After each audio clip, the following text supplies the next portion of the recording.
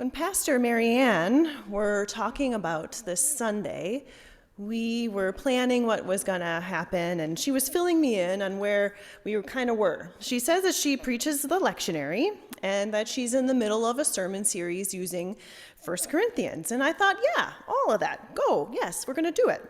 And so I imagined us merrily, peacefully, at home, spending the afternoon reading 1 Corinthians. Maybe over and over again. Maybe Pastor Marianne has encouraged you to do this very thing already. Maybe you're on your third reading of it today. And even so, or not, I say, go. Go read 1 Corinthians. Yes, stop listening to me talk and go read 1 Corinthians right now in one sitting. Or maybe later this afternoon. But read 1 Corinthians. Read it all, and then maybe you'll read all of the themes in context. And maybe then you'll come to know the depth and breadth of Paul's thinking. And maybe you'll be introduced to Paul himself. He's such an interesting and weird man. He's part of the rabbinic bureaucrats, and he was at first, initially, totally opposed to Jesus and Jesus' ways. Paul sat by and he was approving of, and he instigated, and he was a part of the killing and the persecution, or at least he was witnessing the oppression and persecution of the early Christians, until he himself became totally confronted, converted, and fell in love with Christ and Christ's Spirit. Paul was, even after all of that, he was super crabby, even as a Christ follower. He's actually really still kind of hard to take. And by all accounts, he was a funny-looking guy with bandy legs, and he had a huge forehead. And he was a genius, utterly beautiful and poetic. He is captivating and transformative for people who read his words. And as you read or hear the words read today, especially the ones for today, and especially in the context of the letter to the church in Corinth, the first one, you'll appreciate the challenge that I feel to preach on this stinking little passage, because I got the armpit of 1 Corinthians.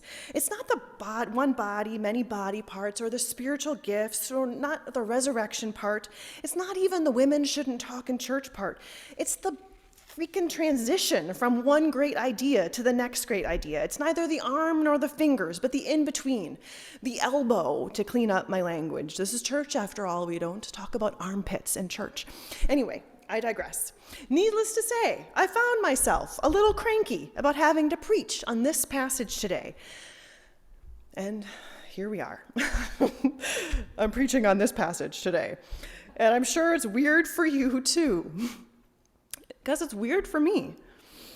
Because I kept getting stuck on the thing that really isn't the thing. The thing that isn't really the point, but I couldn't let it go. Paul, in this letter, is beautifully pontificating as he does. He's telling the gospel, preaching the resurrection, creating an image of this good news that was shared and spread and believed and lived and caught fire. And tucked in all of this beauty is this little thorn.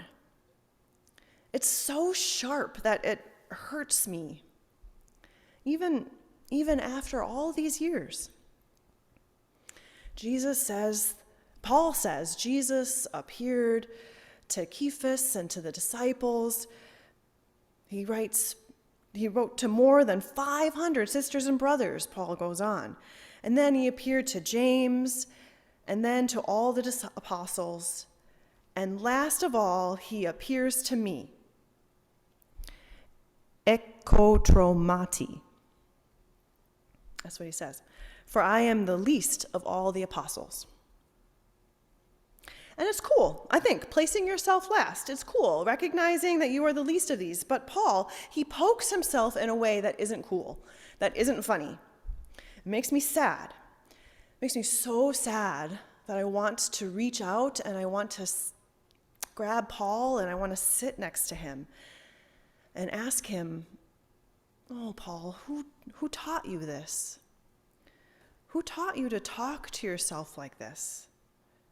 You who are so bold and brave and brilliant, why do you hate yourself so much?"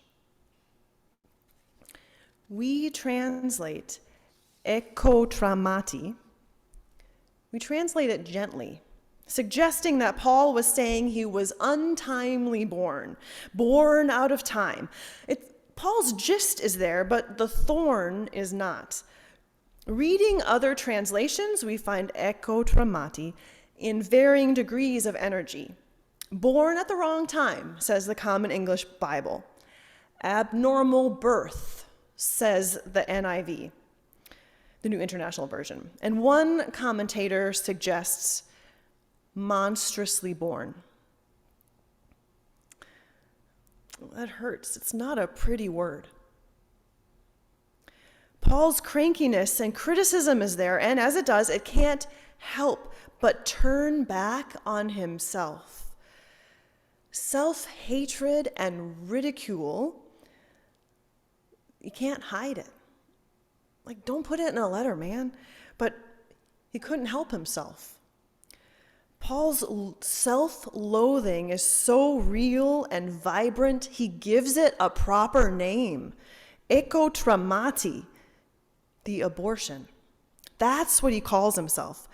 The I wish I was never born. Oh, Paul.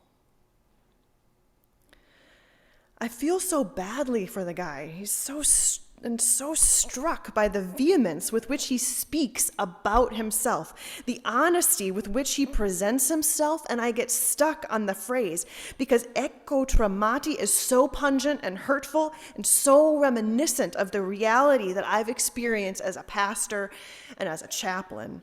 The always surprising sting of self-hatred that I don't quite know how to care for or how to cure. I'm surprised every time. People that you would not expect, people who appear to have it all together, as they open their hearts and mouths, such self-loathing spews forth. Such beautiful bodies, so kind and loving, so generous, or maybe so a little tough. They come sauntering into my office only to break down, feeling that they are unworthy, unlovable, worthless. Ekotramati.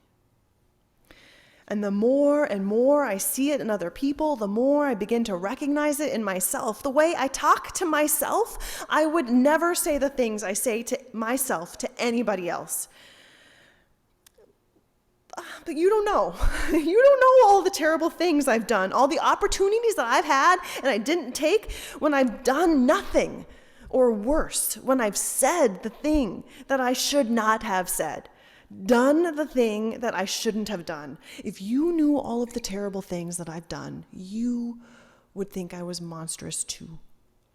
You would think I was an ekotramati too. The self-loathing can twist and bend and pull the fingers of judgment harshly, specifically cruel, like all cruelty is, very specific. The fingers of criticism point right toward you and they stay stuck, pointed inward for all the world functioning and doing your job, living your life while inside chanting ekotramati over and over and over again. No wonder I'm stuck on ekotramati because we see the fruit of this twisted labor. This week especially, we've seen again and again that vile 9 seconds played over and over and over again. Playing in a loop over in our brains. This is what happens when the fingers of criticism begin to point inward. And as I believe happened to Paul, and maybe can happen for you, and maybe for me, The fingers of self-loathing can bend and release and relax until we get it into our big fat heads that love is patient, love is kind, love is not envious or arrogant or rude. Love does not insist on its own way or keep a record of wrongdoing. But love rejoices in goodness and the truth. Love bears all, believes all, hopes all, endures all. Love never ends. And then we begin to feel the gentleness, kindness, loveliness from the inside out. Then slowly and surely the spirit of Paul subsides and the spirit of Christ begins to resonate and settle into our hearts. Love bends and releases and extends our armpits into an embrace, transforming loathing, violence, criticism into kindness for ourselves. Love works resurrection in this way. Love works resurrection here in this place, not in some heaven light years away, but here in this space, not years ago, in a better time, in a better place, not only for Jesus and for the apostles, but for Paul and for all those who come after, and for you and for me.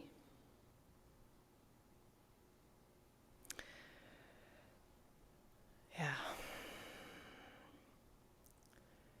Now listen, you don't know me at all, and there is no reason for you to listen to me about anything. And when I woke up this morning, I was pretty sure that this was the stupidest sermon that I've ever written, and that you were all going to hate me. I thought that I thought I was going to start all over. I almost ripped up this sermon and started all over. Wouldn't that have been something kind of interesting? What would I have said then? I have no idea.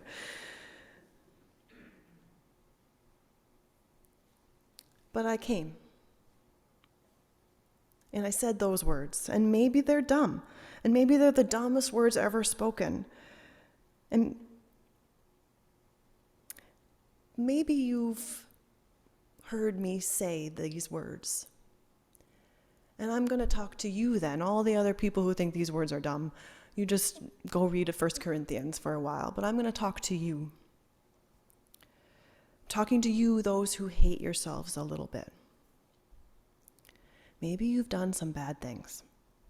And maybe you have regrets, and maybe you can't let it go, and maybe it's really hard right now, and you really wish things were different. I think you're in good company. Because Paul hated himself too. He remembered and he stewed about what he'd done and what he had not done. And it's okay. You are okay. God loves you. You are who you are. And I am who I am. And we are who we are. And by God's grace, it's not been for nothing.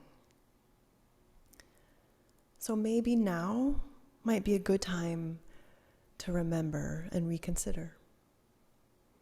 Maybe now, instead of going home or sitting where you are and reading 1 Corinthians, you could just spend the afternoon looking out the window, gazing at the ceiling or looking at your own hands.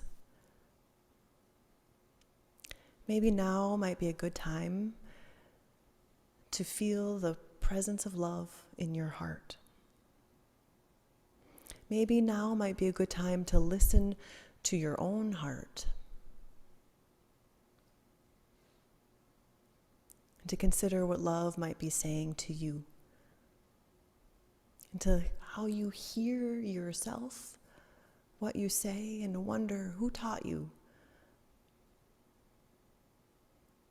Jesus is teaching you now.